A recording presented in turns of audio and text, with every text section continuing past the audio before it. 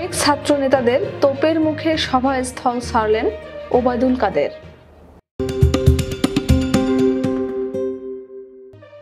তুমুল হট্টগোল আর বাকবিতণ্ডার মধ্য দিয়ে ভণ্ডুল হলো আওয়ামী লীগ সাধারণ সম্পাদক ওবায়দুল কাদেরের সঙ্গে সাবেক ছাত্র নেতাদের মতবিনিময় সভাটি। বুধবার সকালে 11:30টার দিকে রাজধানীর বঙ্গবন্ধু অ্যাভিনিউতে আয়োজিত মতবিনিময় সভা শুরুর আগেই ব্রিফিং করেন সাধারণ সম্পাদক। এরপরই শুরু তুমুল হট্টগোল। এক পর্যায়ে ক্ষুব্ধ ছাত্রনেতারা সামনে থেকে সাংবাদিকদের সরে যেতে বলেন। ক্যামেরায় ফুটেজ ধারণের সুবিধার্থে সরতে না চাইলে কেন্দ্রীয় নেতাদের সামনেই শুরু হয় অকথ্য গালিগালাজ।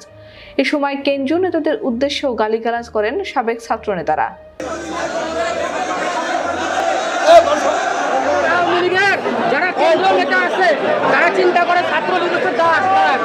তাৎক্ষণিক ঘটনাস্থল ত্যাগ করেন সাংবাদিকরা। সাবেক ছাত্র নেতাদের মতবিনিময় সভায় ডেকে আলোচনা না করে সংবাদ সম্মেলন করায় হট্টগোল শুরু হয়। হট্টগোল থামানোর চেষ্টা করলেও কেউ তার কথা শোনেননি। পরে সংবাদ সম্মেলন শেষ না করেই সভাস্থল ত্যাগ করেন ওবায়দুল কাদের।